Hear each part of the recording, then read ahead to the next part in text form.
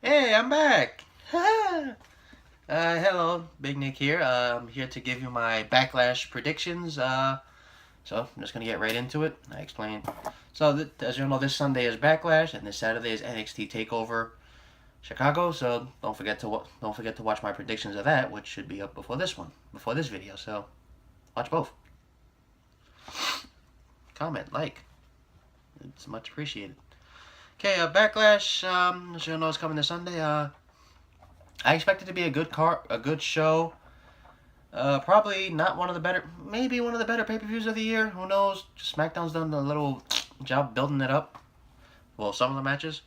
So I'm gonna start off first with the kickoff show, and that is the Perfect 10. Ty Dillinger going up against Aiden English. As we've seen Dillinger beat English twice on SmackDown in relatively quick matches. I'm gonna go with Ty, the Perfect 10. It's not going to be a 10-star match, but it's going to be alright. Because English was supposed to be getting this so-called push. Maybe he can upset, but my gut's going to go with the 10 Dillinger. So that's it. That's all that's confirmed for the kickoff show, which was confirmed last night. Okay, next up we have, so I'm just going to go in any order. The main event I have a main event slot, but going in a random order. I don't know how the rest of this is going to fill up. First off we have is the women's six-woman tag team match that involving Becky Lynch, Charlotte, and the women's champion Naomi versus Natalya, Tamina, and Carmella. Not going to be match of the night. Probably the worst match on the card. I'm not saying it because it's the females, but it's because it's a six-person tag team match. It really looks like they're not building up anything for the women's division as of yet. Looks like they're just doing this to blow over until they figure something out. It's gonna be bad. I say the faces are gonna win, Becky, Charlotte, and Naomi, because the heels have been winning everything since this little, what do they call it? The welcoming committee been getting together. Maybe we get to see Ellsworth get put through a table. Maybe Becky, Charlotte put him through the announce table. That'll be fun, please. So yeah, faces win, my opinion. Next we have is the tag team title match, and that is Breezango versus the Usos. Usos retaining. They have to retain. I like both Tyler Breeze and Fandango, but the little Law and Order skit things they've been doing on SmackDown have been giving me migraines. I know other people like them, but they've been giving me massive migraines. I mean, they're both great in the ring, but the team is interesting. But the Usos have to retain. They can't lose to Breezango. It's gonna be an alright match. Probably not one of the better tag team title matches, but a decent one because all four of them can really work in the ring. So yeah, Usos retain in a relatively match. Next up we have is Luke Harper versus Erick Rowan. I say Harper. Harper has to win, or Erick Rowan really can't. Harper's the one who needs it. That you're supposed to be in the main event of WrestleMania, and then he's facing Erick Rowan at Backlash. And as we all know, I don't know if anybody know, Erick Rowan did post a photo on his Twitter of a woman in a sheep's mask, which has got many people to believe it is Sister Abigail, and that she could possibly be showing up this Sunday. I mean, Erick Rowan has been teasing his return and Sister Abigail since he got injured way back at the fall. So yeah, it's could be a decent match. Rowan he's not horrible to me. He's not horrible. He's bad, but he's at least better than most. And Harper can really go. So yeah, Harper has to win. And if any shenanigans with Sister Abigail, maybe Sister Abigail reunites them and they form a tag team to help the struggling tag team division. And SmackDown, which really only has the Usos, Breezango, and American Alpha. Okay, next up we have is the match that has the most pressure, that one wrestler has the most pressure on him, and that is Dolph Ziggler. And that is Dolph Ziggler versus Shinsuke Nakamura. The King of Strong Style, not this artist crap. This King of Strong Style, Shinsuke Nakamura. There's a lot of pressure on Ziggler in this match to help get Nakamura over. Even though he's already over, but there's a lot of pressure on him to put a good match off. We all know Ziggler's one of the best sellers in the world, if not the best. So he could definitely sell some of Nakamura's hard-hitting moves, the kicks, the Kinshasa. This match here could be match of the night, possibly match of the weekend. I explained some of it in the NXT video, and when I said the ladder match between Authors of Pain and DIY could be, but this is one of the matches that could also challenge that because, as you saw, when you give Nakamura a good wrestler in the ring, in some of his high-profile matches in NXT with Rude, Joe, Sammy, Aries, and Finn Balor, they've given great matches. So that's why I said there's a lot of pressure to say, we know Ziggler's a world-class wrestler. This is his chance. This is a chance for him to really put over Nakamura and maybe even propel Nakamura to the main event slot. So it could be a very fun match. Nakamura's winning, hands down. Okay, next up we have is a match that could surprise a lot of people and be very, very good, and that is Sami Zayn versus Baron Corbin. This match I'm stuck with because Sami needs the win. But Baron Corbin has rarely lost since arriving on SmackDown. I think really the only one who's really beaten him have been Dean Ambrose and Randy Orton since his arrival on SmackDown. Minus, triple threat, fatal four-way losses and stuff like that. Where he's actually been pinned. So, and tag team stuff. So I'm going to go with Sami because Sami needs the win.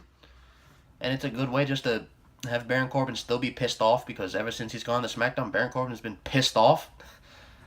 Have Sami win this. Maybe the next match, Corbin, and then whoever they want. But Sami really needs a win, not just a win period, but he needs a win on a pay-per-view. I think his last pay-per-view win was, last big one was Battleground. I don't think Sami's really had any other big pay-per-view matches since then. I know he faced Joe at Fastlane, and Joe won that one. Yeah, I think his last big his last pay-per-view win was back at Battleground. Okay, next up we have which also could be match of the weekend, and it probably will be because it's going to be one of the best matches of the year, and that is the phenomenal AJ Styles versus the United States Champion Kevin Owens for the U.S. title. This is going to be a great match. They're both great. They're two of the best guys in the world of wrestling today. AJ is the best. Kevin Owens is like top 10.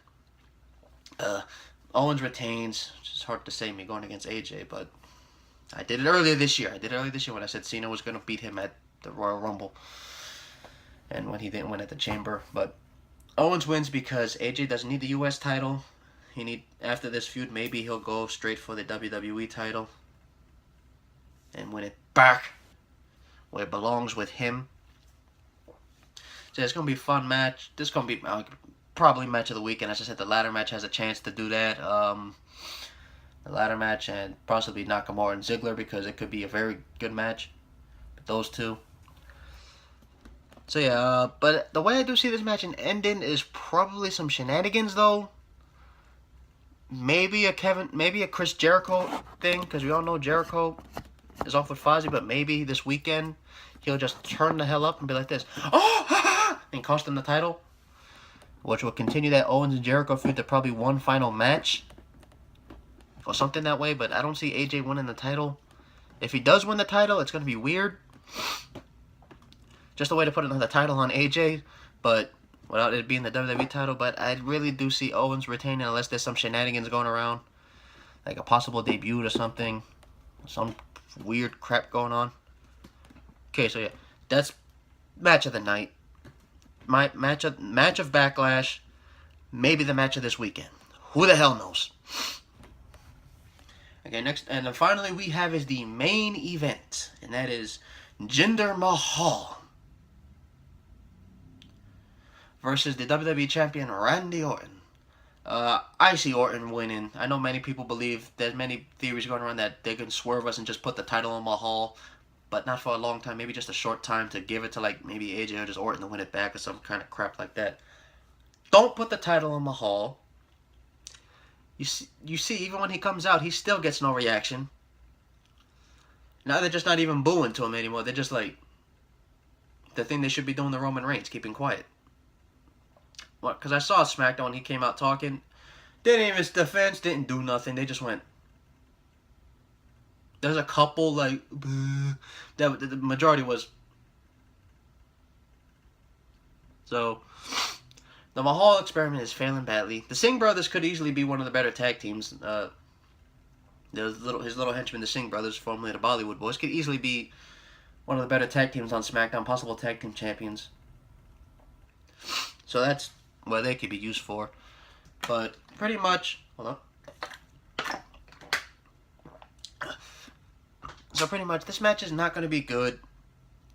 It'll be decent. It'll be a decent main event because we've seen Randy Orton. Since he's come back, he's pretty much been lazy.